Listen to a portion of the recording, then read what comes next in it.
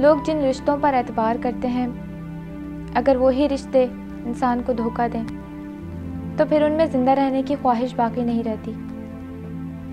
और अब ऐसा ही कुछ हाल मेरा भी है। मेरा सगा मामू मुझे गांव से अगवा करके शहर लेकर आ गया और ये बात सुनकर कि उसके अपने सगे भाई ने उसको धोखा दिया, मेरी माँ इस दुनिया से चली गई।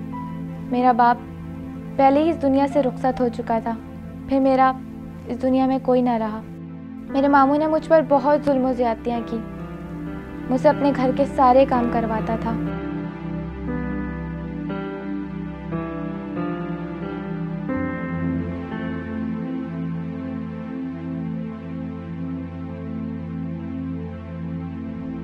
वो उसने बेचारी ने बहुत मासूम थी, पहले तो उसने इनकार किया, लेकिन मैंने इसको आइंदा ऐसे जुर्रत करेगी?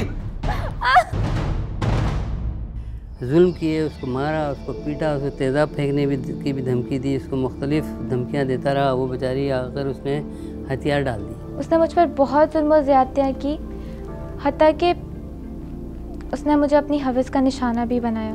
मैं अपने शैतानी जज्बात मेरे को इतने गालिब थे कि मैं भूल गया था एक ज़ात ऊपर भी है जो जब पकड़ती है तो फिर उससे छुड़ाना किसी के बस में नहीं है, नामुमकिन है।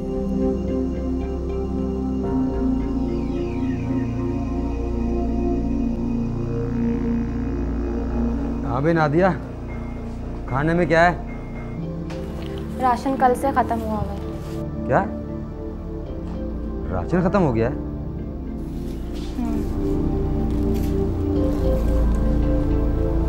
इसका मतलब है अब कुछ करना ही पड़ेगा। जब मैं घर से निकला तो मेरे जहन में था, मुझे मालूम था कि मुझे क्या करना है। मैं दुकान पर पहुंचा। अस्सलाम वालेकुम जनाब। भाई साहब। वालेकुम सलाम। वो जी मैं ये सामने वाले हमीद साहब हैं, इनके नीचे वाले पोर्शन पे किराए पे आया हूँ। अच्छा। मेरा नाम हयात है। मैं एक प्राइवेट कंपनी में काम करता हूँ और तनख्वाह जो है वो पहली तारीख को ही मिलती है। तो अगर सौदा महीने भर का उधार आप दे देते तो।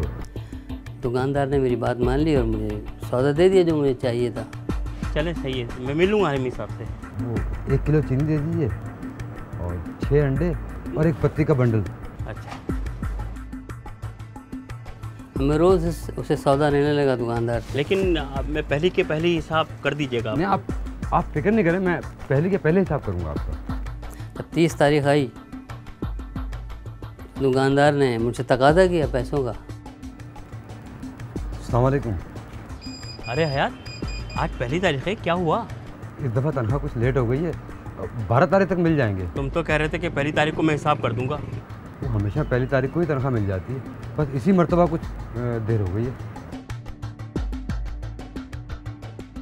मैंने उससे कहा 17 तारीख को पक्का आपको पैसे मिल जाएंगे। 17 तारीख को जब उसने मुझे टोका तो मैंने उससे कहा कल दूंगा, तो उसने मुझे बिल्कुल सौदा देने से बिल्कुल मुझे इनकार कर दिया। आप फिक्र क्यों करते हैं जी, मेरी तनख्वाह मिल चुकी है, बस कल सुबह आप आके पैसे ले लीजिएगा। मैं तो सुबह जल्दी चला जाऊँगा, लेकिन आपको पैसे मिल जाएंगे। तो कल तुम चले जाओगे क्या? मैं दीवारों से पैसे लूँगा?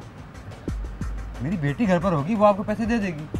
देख लो, गोली मत दे देना। नहीं, इस मरतबा ऐसा नहीं होगा। आप सुबह आके बेफिक्र होकर पैसे ले जाएँ। वो अभी कुछ सौदा चाहिए था। अभी क्या चाहिए था आपको?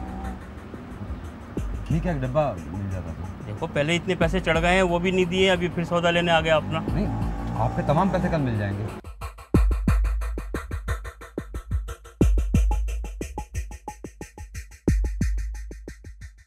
एक रोज़ मामूल के मुताबिक मैं अपने घर के कामों में मसरूफ़ थी। मेरा मामू बाहर से आया और उसने मुझे बुलाया।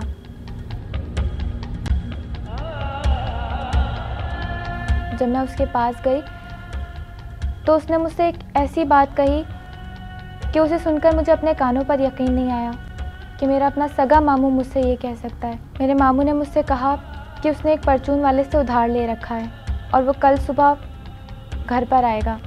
मेरे मामू ने कहा कि तुम उसे लुभाने की भरपूर कोशिश करना और वो जो कुछ तुम्हारे साथ करे उसे करने देना। मैंने साफ इनकार कर दिया कि मैं ये सब काम नहीं कर सकती। उसके इनकार पर मुझे बहुत गुस्सा आया और मैं नादिया पे बरस पड़ा। मैंने तशद्दुद भी किया उस पर। मुझे मेरे मामू ने बहुत मारा, बहुत पीटा, मुझ पर बहुत तशद्दुद किया। और उस वक्त मैं इतना घबरा गई थी, मैं इतना डर गई थी कि मुझे कुछ समझ ही नहीं आया। और मैं अपने मामू के जुल्म के आगे इनकार ना कर सकी और मैंने हामी भर ली।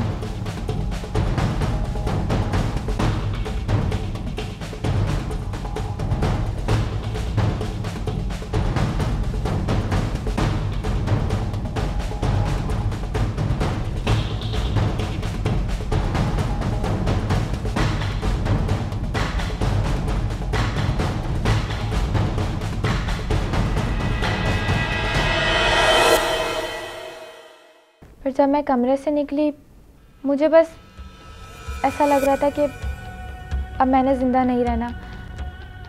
मेरा ऐसा दिल चाह रहा था कि मैं अपने आप को मार लूं, लेकिन मुझे ये बात पता थी कि ख़ुदकुशी हराम है।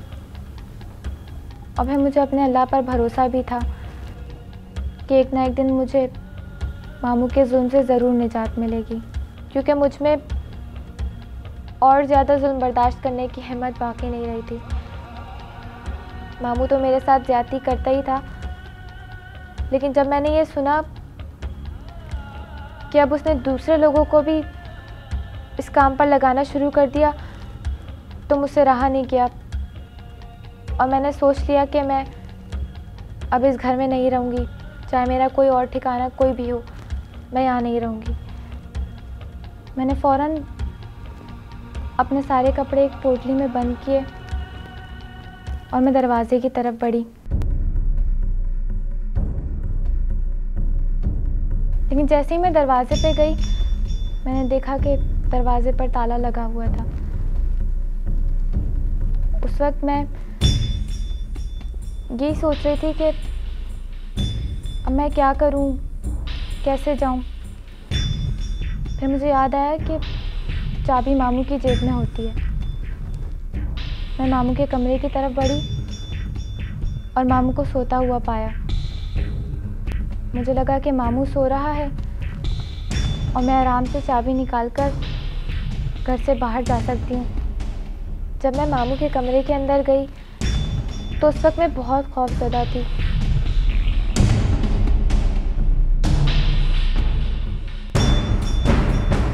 मैं मामू की जेब में चाबी तलाश कर रही थी और मैं चाबी तलाश करते हुए बहुत खौफज़दा थी कि कहीं अचानक मामू की आंख ना खुल जाए। लेकिन खुशकिस्मती से मुझे आखिर चाबी मिली गई। मेरे अंदर एक उम्मीद जाग गई कि अब मैं यहाँ से बाहर जा सकती हूँ। हैं? मैं भगाता हूँ। तू क्या समझती है? भाग जाएगी? भागेगी? बता बता बता आंडा ऐसे जरूरत करेगी? भागेगी? भाग कर दिखा। बताता हूँ तुझे मैं, भागेगी मेरे पास से तुझे ऐसा कर दूंगा कि तू भागने का भी नहीं रहेगी। मामू ने मुझे कहा कि अगर अब दोबारा ऐसी गलती की तो मैं तुम्हारी टांगें तोड़ दूंगा। और ये बात सुनकर मैं और ज़्यादा डर गई। मैं नादिया पर इतना तशद्दुद कर चुका था कि मेरी नादिया की आंखों में महसूस हुआ कि आइंदा कभी अब भागने का सोच भी नहीं सकती।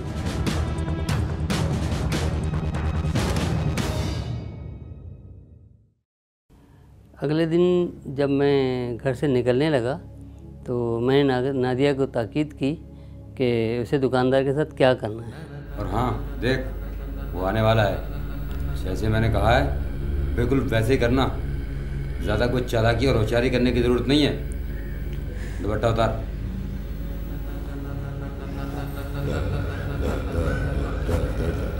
ठीक है। फिर मैं अपने घर से निकला और एक ऐसी जगह जाकर छुप गया जहाँ से मैं अपने घर पे नज़र रख सकूं और कोई मुझे ना देख सके। ऐसा क्यों था मेरे साथ? इतना तशद्दुद, इतनी जुल्म और ज़्यादतियाँ। पहले तो मामू मेरे साथ ज़्यादती करता रहा और फिर अब वो यही काम बाहर वालों से भी करवा रहा था। इसी अफसोस में मैं बैठी हुई थी कि अचानक दरवाज़ा बजा।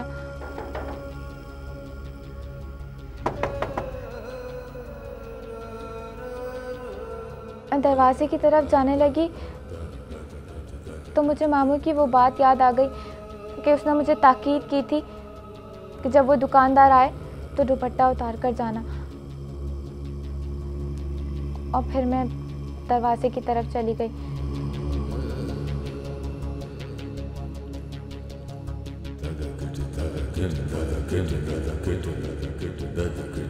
कौन? परचून वाला, पैसे लेने आया हूँ। जी आप अंदर आ जाइए।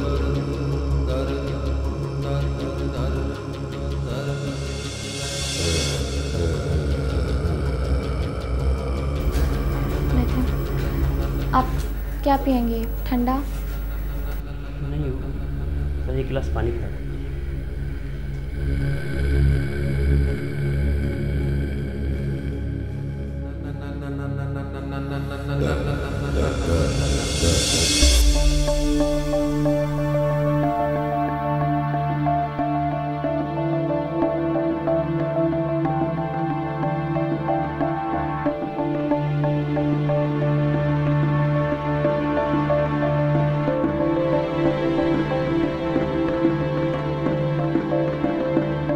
मैं तो जैसे मुंतज़िर था, दुकानदार जैसे ही मेरे घर में गया तो उसके ठीक 15 मिनट के बाद मैं भी अंदर पहुंच गया।